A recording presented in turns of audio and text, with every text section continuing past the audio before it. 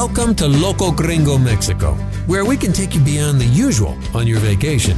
Each week we talk with amazing locals who know the Riviera Maya and Yucatan like only locals can. Get real tips to real places, insights on the local scene, culture, and cuisine from a local's perspective. So pour yourself a margarita, mezcal, or tequila, grab yourself a comfy chair, and let's get the show going. Hola, everybody, and thanks for tuning in today. So glad to have you. This is this week's episode of Loco Gringo Mexico, and I'm your host, Kay Walton. Well, today you're in for a treat because actually this podcast we recorded out in the jungle. I was about 30 kilometers back in the jungle, actually, and I was speaking to a guy named Michael Maurus, who lived in the Puerto Morelos area for a long time, and now he is on a life path that has led him off grid, and he's living out in the jungle. And Michael has some great information about how to have an authentic experience while you're here, but also he has a fabulous personalized tour. I don't even know if you would call it a tour. Just an experience that you can have with him. He is a photographer, so he's going to teach you a little bit about photography, but he really offers a great experience more on a cultural side of things. So I think you're really going to enjoy today's conversation with Michael.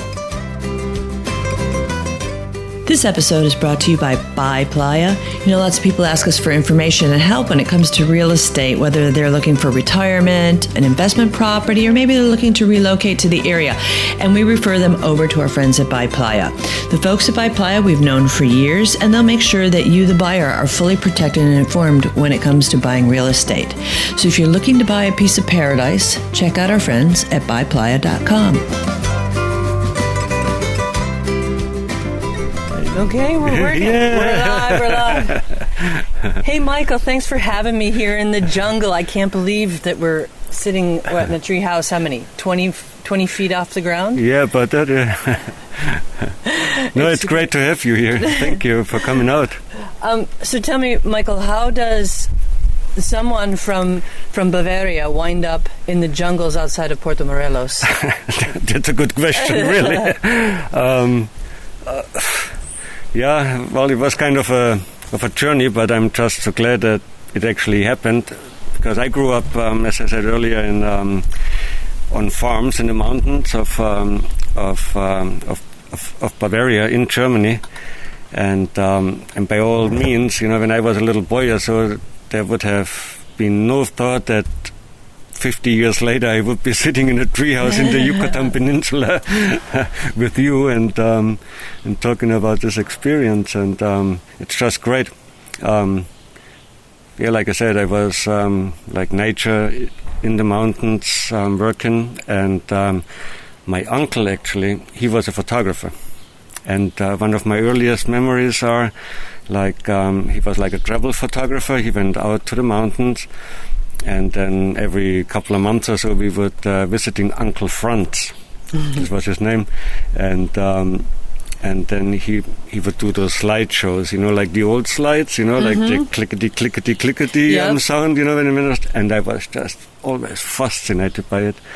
And this was like the earliest, I guess, I was really exposed to photography, and it stood with me, and so yeah, I became a photography apprentice, like schlepping around suitcases and equipment and holding this for a few years, and then made my way from Munich to New York, Miami, and then here to Mexico. Well, this is a big difference from New York and Miami to be in a treehouse off the grid. Yeah, totally. And now, why Mexico? Why not? I mean, there's lots of countries and places, but why Mexico? Yeah, I got introduced to Mexico actually because, like in the early 90s, we did a lot of photo shoots in Cancun. So we flew over from Miami, or actually down from New York, and it was still cheaper doing it at this time in Cancun, flying over all the models and the equipment and the assistants, and doing a photo shoot there. And this is how I got introduced to Cancun, and at one time I just stayed. So, you know what? It's easier for me to fly to Miami if I have to work than living in Miami. And this is how I got first introduced to Mexico. And yeah. Now, you were in Cancun, and Cancun's grown quite a bit since the 90s. And how did you stumble upon Puerto Morelos and in the area here? I was in Cancun, and I was like at this time. Cancun ended where the Kukulkan Plaza is now, you know, and then you went on, and there was like a club out there. So anyway, and Puerto Morelos I came to know like 7 or 8 years ago. I just kind of had it with the rat race and all these things, and I actually lived then 6 months in the jungle with a Mayan family, and this was between Valladolid and Chichen Itza. I met them actually through the American consul at this time, because they had like the hacienda out there, Hacienda Chichen actually, which is like in Chichen Itza, the Barbechano family, and through them I met this Mayan family. And I was done at this time anyway, and said, okay, let's just go with him. And and so I lived out with him in a little village there, and for 6 months.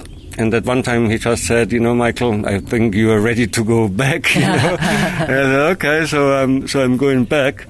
But at this time then I stayed at my ex-wife's house for a couple of days. And because my house was rented out, I had at this time, and so I stayed with her. And just a couple of days later, I ran into an acquaintance, really not a friend, an acquaintance, who was at this time living in Puerto Morelos. And so he asked me, hey, how have you been? Da da da. So I explained everything, you know, 6 months in the jungle, and I'm really not ready for Cancun, even so the shaman said I should go back, but I'm not really feeling ready. And so he said, yeah, why you don't come down to Puerto Morelos? It's a small little village, and decompress there a little bit. And so I guess I decompressed for like 7 years. And so, yeah. And then I met Nick and Kelly out here, and where we are now. And now I have to just go back, because there's no way I can do this anymore in Cancun. No, I mean this is a whole nother world out here. Yeah.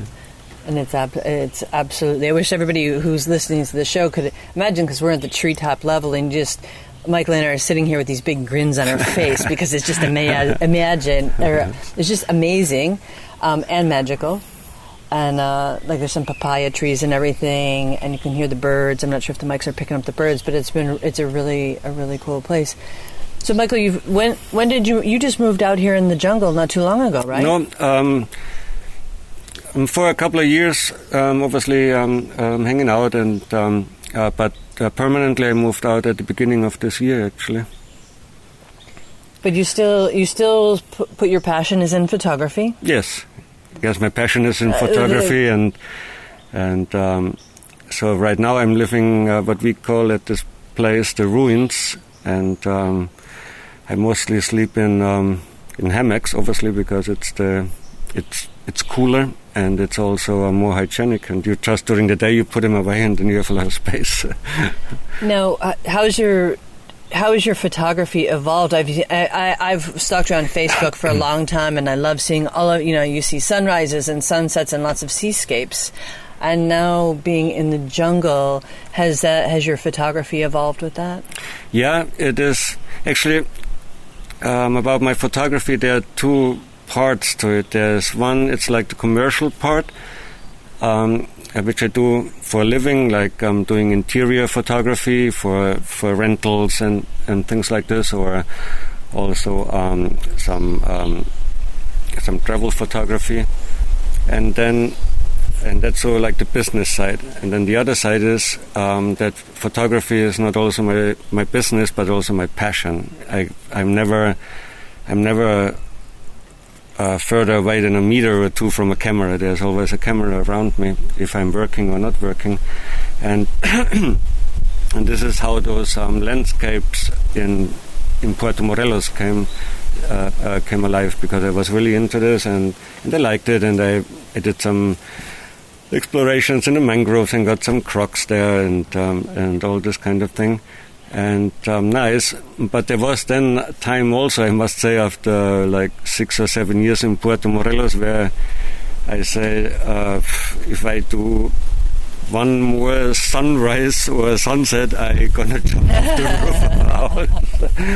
And so now out here in the jungle, it's a complete different ball game, because and it's actually nice and very challenging, because it's a different type of photography, and it almost feels like I'm learning something new about photography, because right here, and I mean, when you look around and you try to take a photo, it could be like all just a green wall, and so you really have to work with composition, like what you put in the foreground, what you put in the middle, what you put as a background, so that you get like the depth as we can see when we look out there, and that's quite challenging, but also rewarding. I can see where it can be a challenge to capture the beauty with a camera, because it's hard. What your eye sees is a bit different than what the lens of the camera would capture. Now, you started a tour, was it during the winter of this year? Yeah. And where people go out and you teach people how to some skills to be photographers, even with a phone camera, correct? Yeah, the idea was like this winter season I wanted to do like a street and travel photography workshop, actually, because I know and noticed over the years that some photographers are shy taking photos of locals, and so I thought I showed them some tricks and techniques how you can interact with locals and get some really good street photography. And this is how we started out, and I did this in Leona Vicario. And like I said, it was like thought for being like a workshop, photography workshop, but after a few tours I realized that it was completely different, that people actually enjoyed the interaction with the local people, and so it became more like a cultural event, so that people really can really interact with other people, even if they don't speak the language. And what we do now mainly is that I give them like composition guides, like some of the composition rules, like the rule of thirds and all this.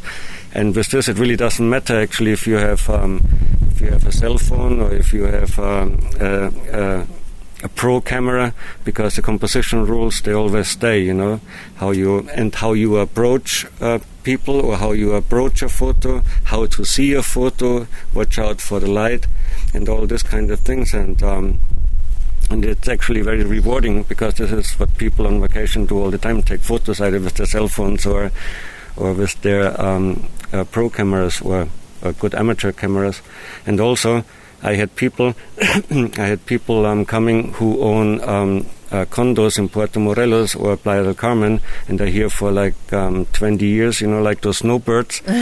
And they say Jesus, for the first time we really had a complete different experience in Mexico, because we really go to the side streets, and there are like little shacks and people just being in there and being as sincere and happy and as friendly as can be, and so I always tell the people, look, what we are doing, we are not doing anything wrong. We are just happy people who appreciate our surroundings and taking photos, and this comes across, and it comes like back from the people to us, and like I told you earlier, like a few weeks ago, I had a group of 3 ladies coming out with me, and they were playing around with some young boys and photographing them, and just having had a really good time. And then after we moved on, two of the boys came running after us with some flowers in their hand for the ladies, you know. Oh, beautiful. Yeah, and things like this, you know, like this kind of interaction. And then, of course, on our way back to Puerto Morelos, we stopped by at my place in the jungle. And then, and then the smile starts and the grinning starts and can't stop anymore. Well, I mean, being out here and seeing your place in the jungle, it's definitely an experience that it is just. It's not something that you find in a guidebook. It's not a typical. It's beyond the usual. I think it qualifies as being off the beaten track. It is, yeah. It's off the beaten track and then some. But I think that it's an absolutely mesmerizing to be out here and to just. It's such a departure from the mainstream of the Quinta or even, sitting on the Malecón in Puerto Morelos. This is just one of those magical once-in-a-lifetime places to just have the time to be here. Mm-hmm. And as I said, a lot of my podcasts, I'm sitting in my office in my studio doing this, and so this is quite a treat just to be here, and it's so worth the effort to be out here and be out with you. and you showing me your bit of paradise here in the jungle, and I'm really excited. I want to go out on your tour. I could always use help with photography, with my iPhone as I'm shooting pictures. Perfect ways to get those great pictures for Instagram. Michael, have you traveled a lot throughout Mexico? Have you seen a lot of the country? I really have not yet, even though I'm here for quite a while, but really only the Yucatan and then Mexico City, the airport, pretty much. No, and is there any place that's kind of in your heart that you want to get to one day? Yeah, definitely Chiapas I want to go to. Mm-hmm. That's pretty much on top of the list. Yeah, a lot of people I've talked to, Chiapas and Oaxaca always seem to top the list for a lot of people. Yeah, that's what I really want to do after I'm finished with my jungle project here. So, what would be your recommendations if people want to come and visit the area? Now, absolutely, we got to say, to go, first and foremost, is to go out with you for a day. For the true jungle and just cultural experience. But what are some of the things that you would suggest for people to have a more authentic experience while they're on vacation down here or traveling through the Yucatan? Well, what I would really recommend, let's say for people who stay even in Puerto Morelos, which is still a small, nice fishing village, but still the port part has become a little bit touristic. So just go over to the other side, go to the Colonia, and just be open. Don't be afraid. Just put common sense and eat on some street corners. Have good food, have interactions, and then you will see also. Really, what I would recommend is go interact with people as much as you can with Mexican people. And it doesn't matter if you don't speak one word of Spanish. Just put your heart in the right place and your soul, and smile and open up, and you will see you will get the biggest hugs and the biggest smiles, and they are all true and they are real, and go for that. Just interact with people in whatever way you can. No, I think some people, they come down and they're so guarded, yeah. Yeah. And they're very, they're uptight, they're nervous because they don't speak the language, and so they kind of take a more submissive or diminished position, where if they would just be open and a smile does wonders, and a handshake always does. Always does. And just open up for I have a good example actually for this question. When I when I did one of my photo walks, one of the people I had with me, we looked inside a house, and there was a hammock in the room, and so this person assumed that the people would be too poor to buy a bed. And so I said, no, the reason why they don't have a bed is because a hammock is cooler at night, it's more hygienic, and during the day you just roll it up and put it aside so you have a lot of space. And this person understood that then, that a bed would be just impractical and would not make any sense. And with this kind of openness, that and not prejudging, just be open and know that those people know too what they are doing, and even if it might not be a standard which we might be used to from our countries, people just live differently, and be open and get into it, and you will receive so much back in this country. It's like unbelievable. And since we are talking about it, sometimes I feel, when I'm doing this tour, I almost feel like I'm giving back. It's like, see now what I mean? See now why this is such a beautiful country? Because this country has given me so much, and I'm here like for 20 years, and it has become my home country, and I just want everybody to see it, to like really experience it, and what you hear and see sometimes in the news, what's happening up north, yes, it's happening in every country around the world, but the real people, the just regular people, are just wonderful here, and that's what that's what motivates me to do those tours, to just like I said, see now what I mean, how beautiful those people are, and then of course the jungle experience. Having our jungle smiles, jungle grins. Jungle smiles. Actually, it would be a couple cold beers in the jungle would be nice too. Swinging in a hammock all day. Yeah. But I believe that, like, even with this podcast and all the great people that I've had the opportunity to speak with, is that all of us have the passion for the area, and people make up the value, not the value. They make up the I can't think of the word I'm looking for. The specialness. I mean, it's the people that make up the essence. Thank you. They make up the essence of what this area is about. And as I talk to people through on the podcast, and everybody gets to hear, is they get to hear it in our voices. They hear the passion. Yeah. There's a reason why we're all here, and it's great to talk because they get different opinions. But I think the bottom line comes, it's still open yourself up to the area, to the people, to the environment. Those are some of the common threads that come through in almost everyone I speak with. Absolutely. I have like my special friend I have made out here. Because up there at the ruins, as I showed you earlier, I live there in my hammock, in the kitchen mostly, and we have workers up there, and those are like real roughnecks, some of them, and but all good, all like big-hearted, and there's also one Maya. His name is Firmino. He's my special friend. He's teaching me some Maya actually now, and. Which he says I pronounce pretty good because, and this probably is because of my German heritage. For instance, there's like one which is Vishyani Getch, and this means how are you? Mm-hmm. Now in German, it would be Wie geht's? So Vishyani Getch, Wie geht's? It's close. So it's pretty close, no? And so the pronunciation comes pretty easily.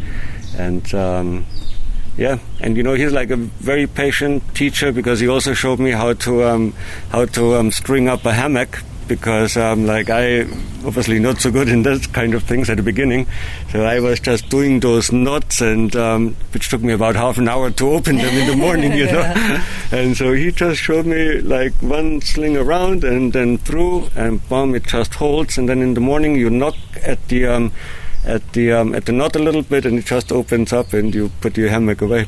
Things like this, and he wouldn't judge me that it took me like half an hour to learn this knot, Or he also showed me how to make the wood fire easier in the morning, for coffee or breakfast what we have. Because we have to make a fire first, and then we pull up the water from the well and then we make our coffee and cook whatever we have for breakfast. And sometimes when I started to make the fire, I was like covered in like dirt and stuff, and like just took me forever to get a fire going.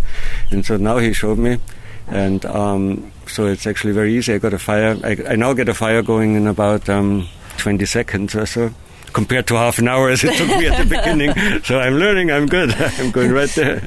Yeah, and sometimes time is of the essence in the morning to get that first cup of coffee. Yep. Especially when you want your first cup. Yep, I totally get it. What would you say? I mean, I know that you don't necessarily have a plan. I mean, it's to just embrace the day. Would that be more accurate, or what do you find? What are you getting out of this new environment that you're spending your time at here in the jungle? Do you find yourself soul searching, or is it for photography, or do you know what's drawn you out here? Yes, I'm still finding that out. I'm trying to find it out. I trust what I know for a fact, and what I know for sure is that I have to be here. I know that, and this is why I'm here. I have kind of a project in mind, and this is I want to show life in the jungle, but through the people who actually live out here and who work out here mostly.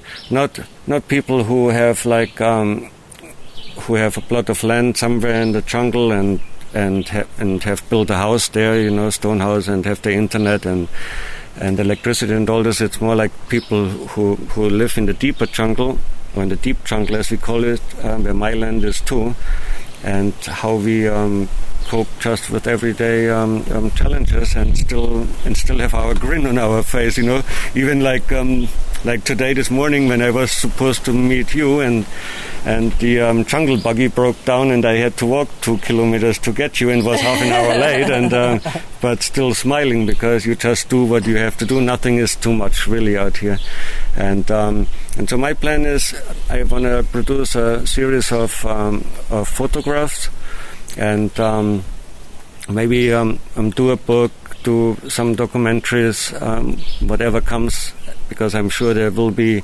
coming something. And those photos I'm already getting, they are I couldn't even believe that I would ever get photos like this. It's just unbelievable, and it's just the beginning, and so that's the idea, to just preserve it. And what I really want to is share it. I just want to share it, I just want everybody to grin like we grin like now, and when I have people here and we all smile, and I want to share that, and the best way I can share it with photos. So my ideal situation would be this, being able to be full-time here in the jungle, because I still have to go back to out there once in a while to some commercial shoots, because I have to support my choice, obviously, and but the ideal version would be just being out here, do my photos, and then also edit those photos right away here in the jungle. So I hope that eventually I will get some funding together, that I can build my little cabin out there in the jungle, get solar, so that I can fire up my computer and do my editing right out here. And then if every 2 or 3 days some social media manager person would come out and say, okay, here's a new stick, a USB stick with photos on it, do whatever you have to do, and then come back, and when you come back, bring me some ice, because ice we always need out here. Always out here. So this would be the ideal position I would like to be in. How can people get in touch with you to go out on your tours or to get more information about your photography? What's the best way to reach you? Yeah, the best way would be Facebook, because this is where I post most updates, what's going on. And on Facebook, look for Mike Maurus, or my website address is mmaurus.com. which is mmaurus.com. And Perfect. There you'll find the schedules for those photo walks as well. Well, we'll have links over from today's show notes. We'll have links over to your Facebook page and your website and all your contact information. And then, of course, if anybody asks me about you, I will hook them up with you personally. It might... now that I'm more out here, it might sometimes take a little bit, half a day or a day until I get back to the people, because out here we obviously don't have electricity and we don't have cell service or internet or all this, and but every day or every other day, some of us who live here, he or she goes out to the highway, and then this person will take all our cell phones with him or her, and then at kilometer 34, actually, towards Leona Vicario, we have 4G signal, and then downloads all the emails and then messages. So we will get back to you, but it might take half a day. Well, it's okay. I think people could wait a half a day or so like that. Especially I think what people have to realize when they come here out in the jungle, the stresses of regular life drops away because you don't have cell signal, you don't have Wi-Fi, and so you're immersed in the environment and your surroundings. You're really in the moment, and it's super cool. I would love to be able to stay all day. And for everybody who's listening, right now I'm overlooking a cenote here, and I can see some palm trees, and there's like some little fish swimming around, and that absolutely beautiful. And you can see the little edge of the cave, and it's quite an experience just to see from the treehouse here how beautiful the area is. Well, Michael, thank you so much. This has been really a treat. Thank you very much for coming Cheshire out. Yeah, I know. I can't stop grinning so much. Must be the air out here. I don't know. It must be the air, and I'm hoping that it all. As I was telling everybody, this is the first time that we're recording this where we're not in a studio. So we hope that everything turns out, and we appreciate everybody's patience if the recording is a little bit different, because we're just trying on a little experiment, and I'm really thrilled that Michael made time for us today, that we could all be out here with him. Yeah, thank you very much. Thanks, Michael. Well, are you inspired now to move down here? Do you want to move down here and have a little place of your own? Well, then you need to talk to our friends at By Playa.